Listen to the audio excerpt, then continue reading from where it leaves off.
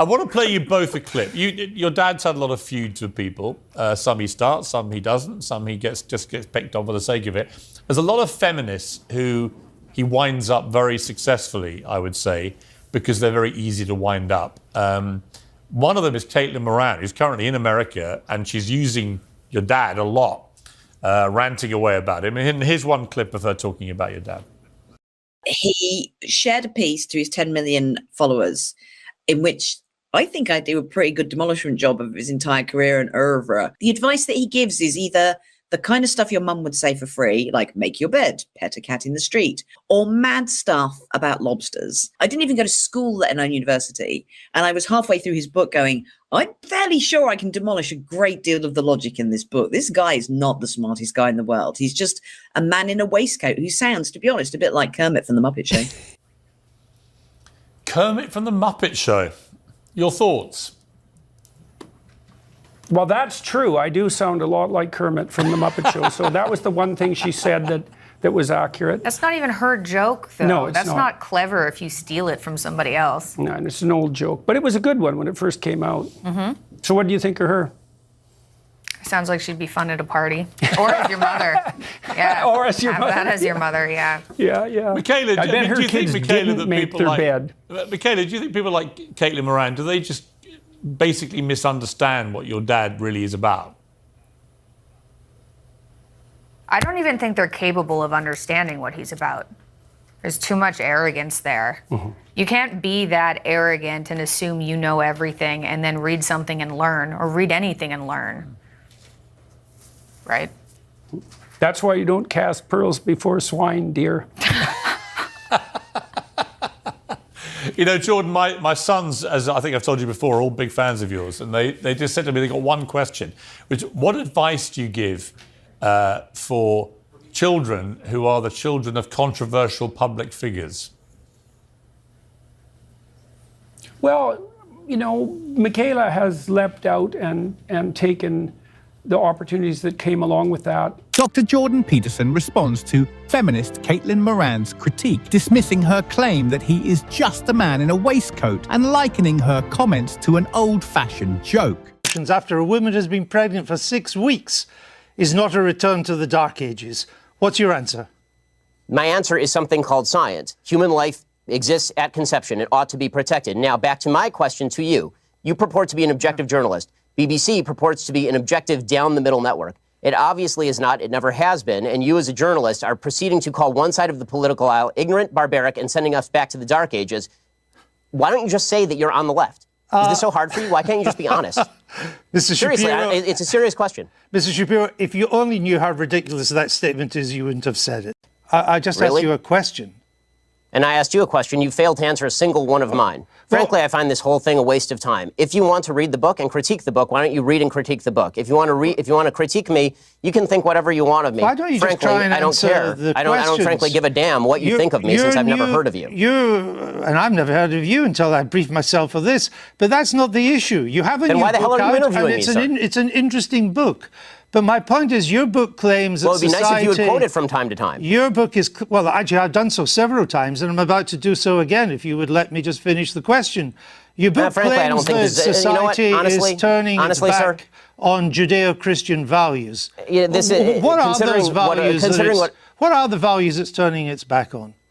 I'm not inclined to continue an interview with a person as badly motivated as you as an interviewer. So I think we're done here. I appreciate your time, sir. All right. Thank you so much. Thank you for your time and for showing that anger is not part of American political discourse. Now, Mr. Shapiro. Andrew Neil confronted Ben Shapiro over his views on abortion restrictions. Neil questioned Shapiro's assertion that a 6-week abortion ban is not a setback, challenging him to address perceived biases at the BBC and arguments in his own book about society moving away from Judeo-Christian principles. A judge in an employment tribunal in Peterborough has said that claiming not to be a feminist could be an act of discrimination. I quote the judge, who said it would appear that a feminist is simply about all genders having equal rights and opportunities as men. The judge confessed the tribunal was perplexed by the defendant's non-feminist views and suggested such opinions would be in breach of equality laws. I'm as perplexed as the judge by his statement that feminism relates to all genders, implying more than two. I thought feminism was about women, not the transgender ideology.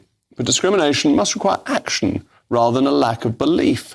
As long as others are treated equally under the law, is there one definition of feminism that must be believed?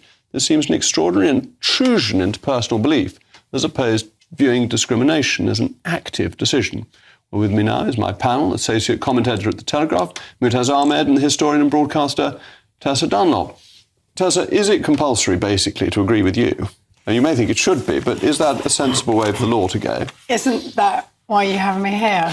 As your token feminist, so that you aren't entirely shut down by a tribunal, the establishment that is GB News. No, I looked up the definition of feminism for you, Jake, because I thought you might need some help in this area. It is the advocacy of women's rights, people like me, on the basis of the equality of the sexes. So that is baked into law, last updated, as we discovered. Well, hold on. Baked into law, the equality, and I'm all in favour of that, but advocacy. To say that it is compulsory to advocate something is very different from saying that something is the law of the land. It's good to see your usual pedantry self. Yeah, that's what you would expect. It's what my viewers and listeners expect too. Indeed. It's important to say that this manager, he was an environmental agency manager, therefore he had a level of agency within his agency. They were contesting his maintenance of a non-feminist view. They suggested that was discriminatory, i.e., as a manager, by maintaining non-feminist views, that impacts on your ability. In a contentious exchange, Jacob Rees-Mogg questioned a feminist panelist about a controversial tribunal decision in Peterborough. Life begins when you understand living women matter more than potential babies. What is it? What do you mean? If it's a potential baby, what is inside of a woman? It's a fetus. Is it living? No. How can it grow if it's not living?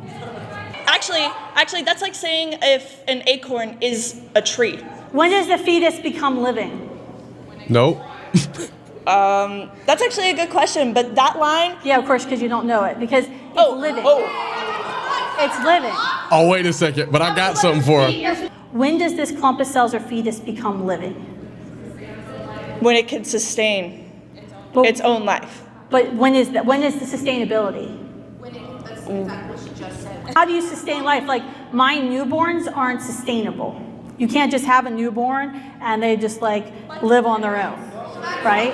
Right. A rational argument highlights the flaws in a woke pro-choice stance. The discussion revolves around the start of life, questioning the difference between a fetus and a person. It challenges the idea that viability alone determines life, comparing a fetus to a newborn's dependence on others.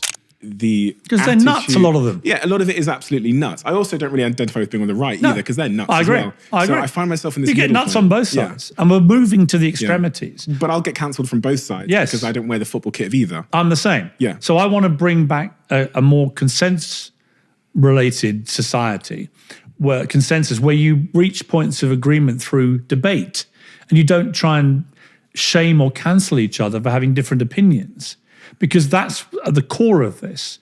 You know, they call themselves liberals. They're not liberal. Liberalism isn't about an inability to tolerate other opinions. It's the opposite, right? You're supposed to tolerate and respect other opinions and agree to disagree. We've lost this in society because a small group of people, but very vocal and very angry about everything all the time, they are driving an agenda which, if we go down that road, will be the end of a democratic society as we know it. So I see myself humbly as trying to defend democracy. Genuinely. I know, and humility is not something that comes naturally to me, but genuinely trying to defend what democracy really is and trying to educate these wokies about what real liberalism is, what democracy actually means, what free speech means. Morgan calls for a return to a more accepting, consensus-driven society, asserting that true liberalism involves respecting diverse viewpoints and engaging in constructive debates rather than shaming or cancelling those with differing opinions. I've seen how this has got progressively more, let's say, the world has got progressively more woke. I think algorithms and Twitter... The world has moved from being woke Right, okay. By the original, I think that most people in the 60s, 70s, and 80s wanted to see better racial equality and social equality. Most people.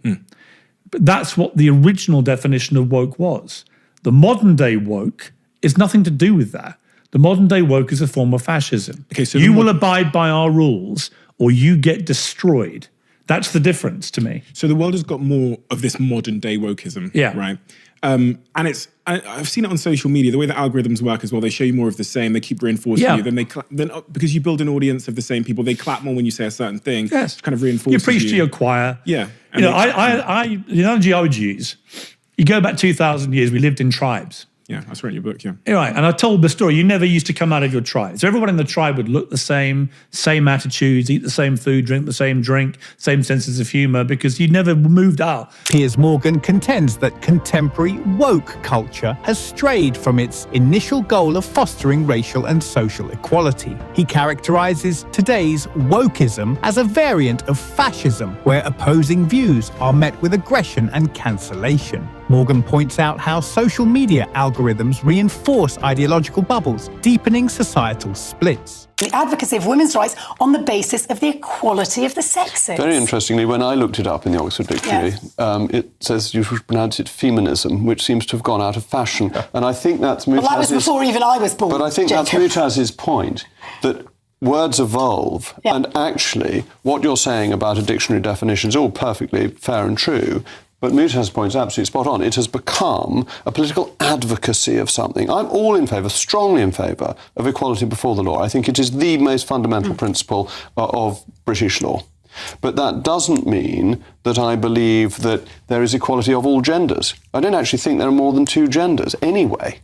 And this judge is on about there being a whole slew of genders. That's very odd, isn't it? This judge is... I didn't catch that. He said that his definition of feminism, or as we're all now going to pronounce it, feminism, is that it relates to all genders. Now, once you say all genders, all implies more than two.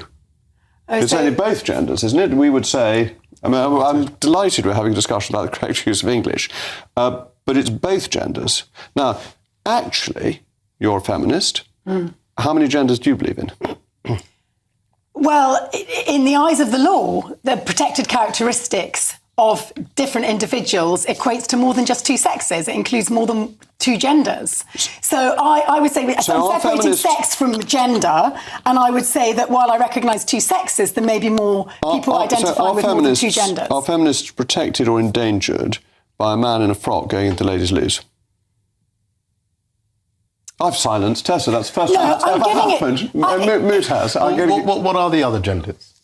What are they? Well, I'm not somebody who identifies... Rees-Mogg disputed the notion, arguing that feminism should focus on women's rights rather than expanding to include various genders. Life begins when you understand living women matter more than potential babies. What is it? What do you mean? If it's a potential baby, what is inside of a woman? It's a fetus. Is it living? No. How can it grow if it's not living?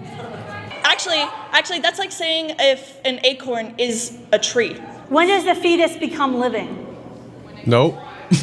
That's actually a good question, but that line... During an intense discussion, the rationale of a pro-choice advocate is challenged by practical reasoning. The pro-choice individual argues that life starts with awareness, suggesting that women's rights take precedence over the potential existence of unborn children. Your table and trying to disrupt your evening. It's abuse. I'm going to start running into vegan restaurants. That's fine. Go for just it. Shouting and being annoying right and grabbing tables, and so you can't eat your gruel, and just see how you lot like it. I'm going to go to your house and chop paint all over it. Piers, you've got a right to protest. Oh, you've got me another one. Take it off your bingo. Fantastic. Take it off your bingo, son. But where's the salt? Where's it? Won't need any of this gruel. Let's Fantastic. put that to one side, but I will have a bit of steak just to... You didn't salt it, though. You see, all you've achieved is you've made me want to do this. Just eat a lovely... That's absolutely fine. You go for it. Do you know how many steaks he's had from my restaurant? A lot. But here's my point. I love eating steak. I'm not going to stop eating steak. Yeah.